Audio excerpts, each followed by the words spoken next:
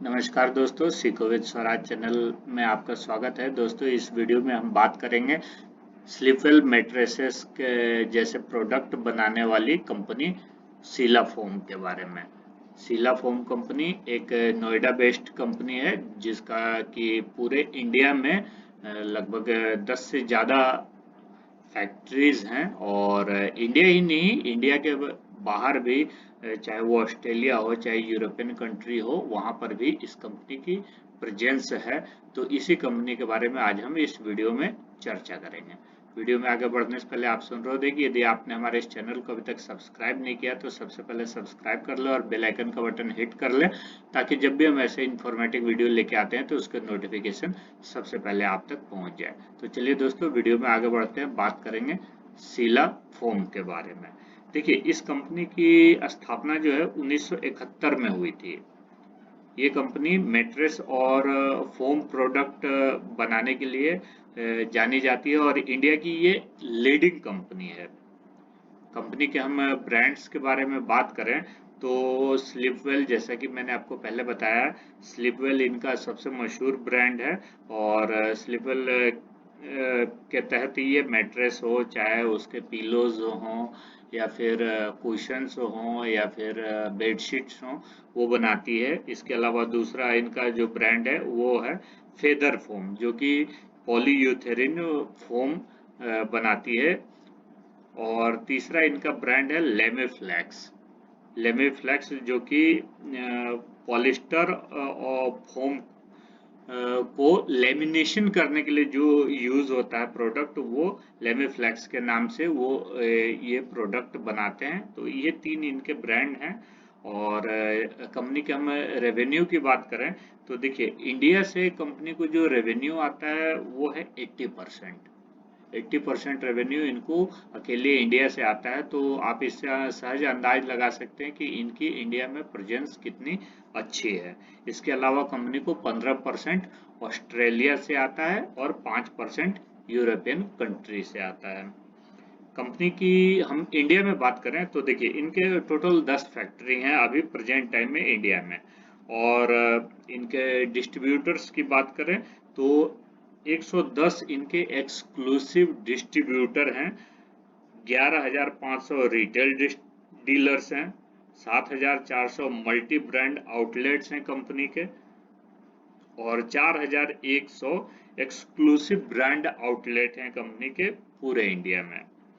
अभी इतनी अच्छी प्रेजेंस है कंपनी की, तो आप समझ सकते हैं कि पैन इंडिया रीच इनकी कितनी अच्छी है। इसके अलावा कंपनी 25 कंट्रीज में अपने प्रोडक्ट एक्सपोर्ट भी करती है। इसके अलावा कंपनी का एक वेबसाइट है, ये स्लीप एक्स करके नाम है, और इसके माध्यम से ये अपने प्रोडक्ट ऑनलाइन बेचती है।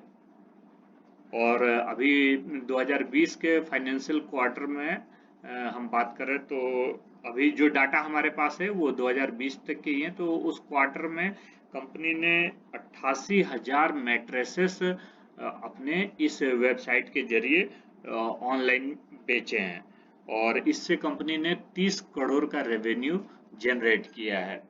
और इसके अलावा B2B सेगमेंट की हम बात करें तो कंपनी एक टेक्निकल फोम बनाती है। टेक्निकल फोम जिसका कि ये गाड़ी वगैरह में ये यूज होता है।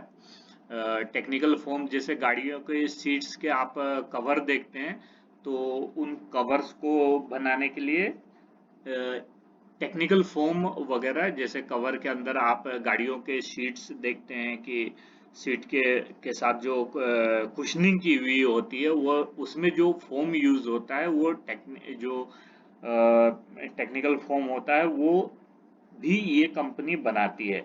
और इससे कंपनी को 18% रेवेन्यू प्राप्त होता है कंपनी का। ग्लोबल प्रेजेंस की बात करें तो देखिए, ये कंपनी ने अभी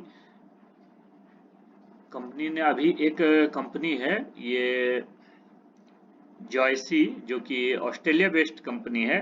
और इसका जो है कि 100% इस कंपनी को सीला फोम ने एक्वायर किया है। आप इसकी हिस्ट्री में जाएंगे तो आपको इस चीज़ का पता लग जाएगा बड़ी आसानी से। ये देख सकते हैं 1886 में ये कंपनी एस्टेब्लिश हुई थी और 2005 में इस कंपनी को शीला फोम ने एक्वायर किया। देख सकते हैं Jersey is acquired by Sheela foam, India's leading polyurethane foam manufacturer. तो इसको 100% इसका एक्विजिशन जो है शीला फोम कंपनी ने किया है। तो इसके और ये कंपनी जो है ये ऑस्ट्रेलिया की सबसे बड़ी फोम मैन्युफैक्चरर कंपनी है। तो इससे भी ऑस्ट्रेलिया में कंपनी का बिजनेस बढ़ाने में मदद मिल रहा है। और जैसा कि आपको अभी हमने इस वीडियो में पहले बताया है कि 15% रेवेन्यू जो है कंपनी को ऑस्ट्रेलिया से आता है। इसके अलावा कंपनी ने अपना एक स्पेन में भी, जो कि यूरोपियन कंट्री है, वहाँ पर भी एक कंपनी है जिसको हम कह सकते हैं इंटरप्लास का भी ये टेक ओवर किया है। देख सकते हैं Sleepwell mattress maker Sheela foam to acquire Spanish firm Interplasp. इस कंपनी को भी शीला फोम ने टेक ओवर किया है। और चूंकि यूरोपियन कंट्री से शीला फोम का जो बिजनेस है केवल 5% का है, तो उस चीज को बढ़ाने के लिए इस कंपनी ने इस स्पेनिश कंपनी इंटरप्लास का टेक ओवर किया है। और इसके हम प्रोडक्ट की बात करें तो ये भी फोम से रिलेटेड ही सारे अपने प्रोडक्ट बनाते हैं। इसके अलावा भी ये कई ऐसे प्रोडक्ट हैं जो इनसे हटकर ये बनाते हैं। तो इससे भी, इस कंपनी की सहायता से भी अपना जो शीला फोम है वो यूरोपियन मार्केट में अपनी पैठ बढ़ाने की कोशिश कर रही है। और जो इनका रेवेन्यू 5% के लगभग यूरोपियन कंट्री से आता है उसको बढ़ाने पर ये जोर दे रही है। अब कंपनी के हम मार्जिन्स की बात करें तो देखिए इनका जो रॉ मटेरियल है वो क्रूड ऑयल का जो बाई प्रोडक्ट है वो चीज है। और इनके जो प्रोडक्ट का मैन्युफैक्चरिंग होता है उसमें 70% हिस्सा रॉ मटेरियल का होता है। तो जैसे भी क्रूड ऑयल के रेट कम ज्यादा होते हैं तो उससे इनके जो प्रॉफिट मार्जिन है उस पर डायरेक्ट इम्पैक्ट पड़ता है।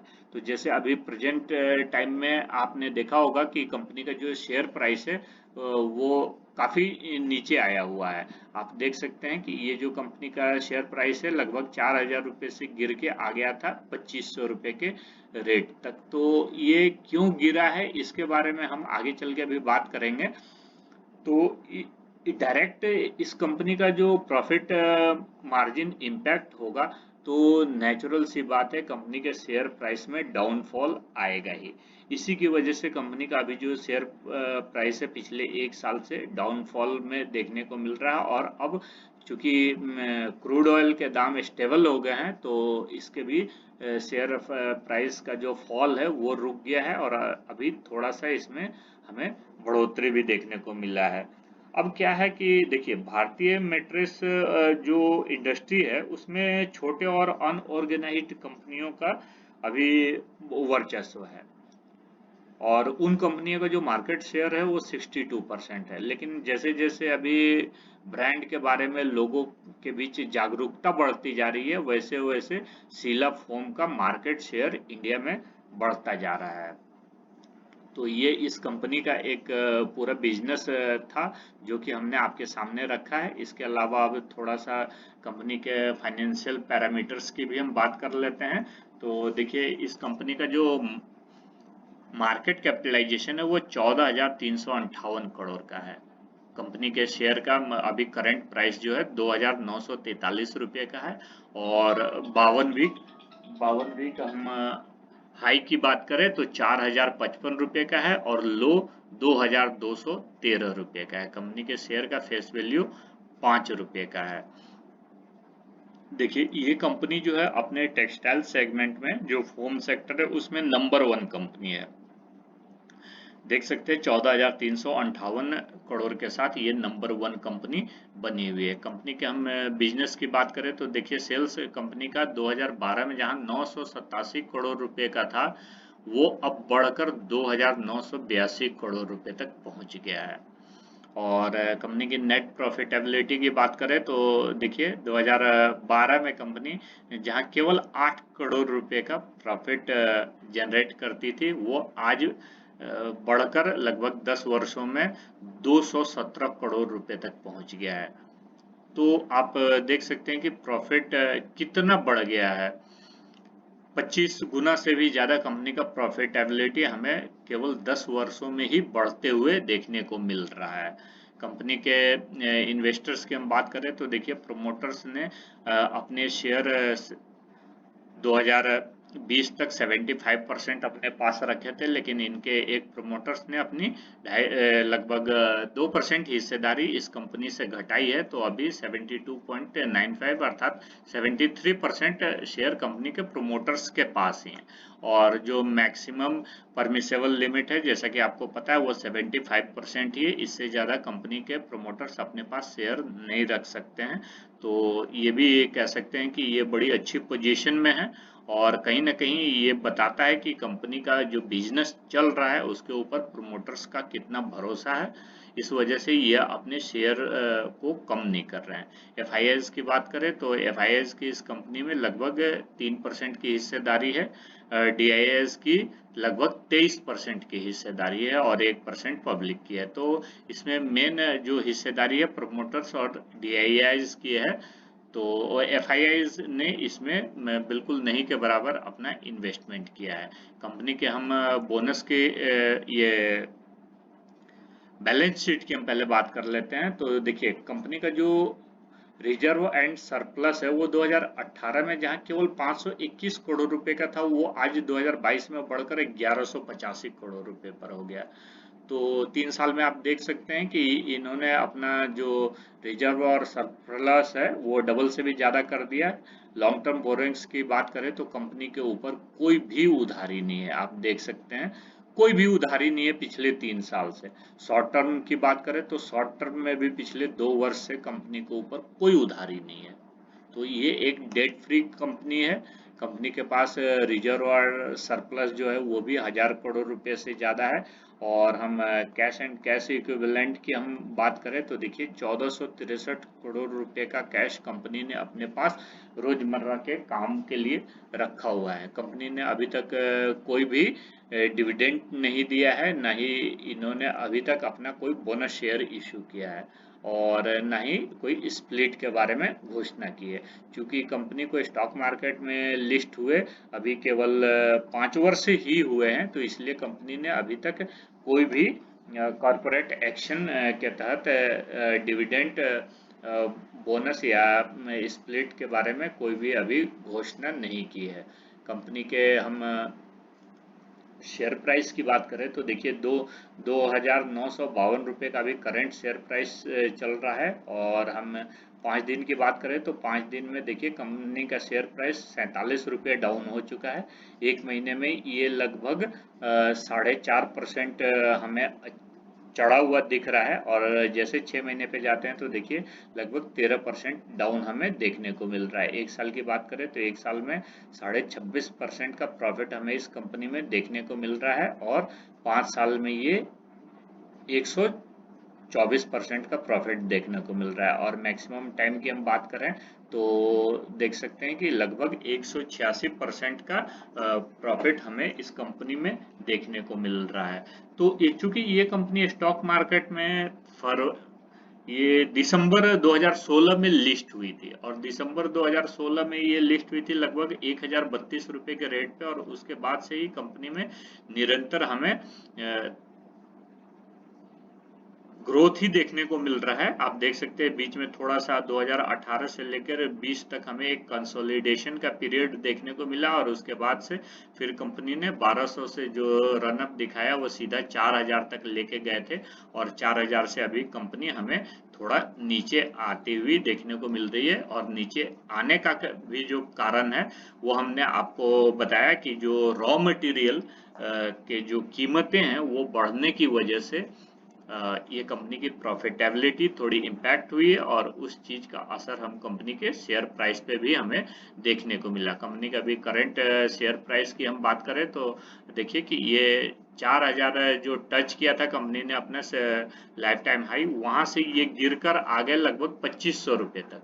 और 2500 रुपये तक कह सकते हैं कि ये 37% के लगभग कंपनी गिर चुकी थी। और वहां से अभी थोड़ा सा जैसे क्रूड ऑयल का प्राइस थोड़ा सा स्टेबल हुआ तो कंपनी ने यहाँ से लगभग 14-15% का रनअप दिखाया है। और जैसे अभी मार्केट में हालात बन रहे हैं, वर्ल्ड मार्केट जैसे अभी पिछले 2-3 दिनों से गिर रहा है, और लास्ट फ्राइडे को अभी लगभग 1000 पॉइंट की डाउ जोन्स में अभी जो गिरावट हमें देखने को मिली है। और उसकी वजह से हमें मंडे को भी इंडियन मार्केट में जैसे डाउन ट्रेंड देखने को मिलेगा, तो ये कंपनी कहीं ना कहीं अभी थोड़ी नीचे आएगी। और नीचे आएगी तो यहाँ से अगर 100-200 रुपए की गिरावट पे ये कंपनी मिल जाए तो आप इस कंपनी के शेयर खरीदने के बारे में विचार कर सकते हैं। और अगर इस 2500 रुपये के रेट तक तो बहुत मुश्किल है कि ये कंपनी आए, लेकिन आप 100 से 200 रुपये के डाउन होने पर आप बाइंग स्टार्ट कर सकते हैं जितना भी ये नीचे जाए, क्योंकि अब इस कंपनी में गिरावट नहीं देखने को मिलेगी, क्योंकि अब क्रूड के प्राइस जो है स्टेबल हो गए हैं। और यहाँ से कहीं ना कहीं ये अब अप ट्रेंड ही दिखाएगा। और यदि निकट भविष्य में अपना जो लास्ट हाई है उसको भी ये टच करता है तो हमें यहाँ से 27% तक का रिटर्न बड़ी आसानी से देखने को मिल रहा है। और यदि एक साल में ये अपना प्राइस अभी पिछले हाई को भी टच करता है तो हमें 27% का रिटर्न यदि एक साल के अंदर मिल जाए तो कहीं से भी बुरा नहीं कह सकते हैं, बहुत अच्छा वो रिटर्न होगा। तो आप इस कंपनी में इन्वेस्टमेंट के बारे में अपना विचार कर सकते हैं। जो भी आप इसमें इन्वेस्टमेंट करते हैं तो आप उससे पहले अपने फाइनेंशियल एडवाइजर से जरूर सलाह ले लें, और उसके पश्चात ही इस कंपनी में इन्वेस्टमेंट के बारे में अपना विचार बनाएं। इस वीडियो में इतना ही। ये वीडियो आपको कैसा लगा? अगर अच्छा लगा तो वीडियो को लाइक करें, अपने दोस्तों के साथ शेयर करें, और ऐसे इन्फॉर्मेटिव वीडियो देखने के लिए हमारे इस चैनल को सब्सक्राइब करना बिल्कुल ना भूलें। मिलते हैं अगले वीडियो में। जय हिंद।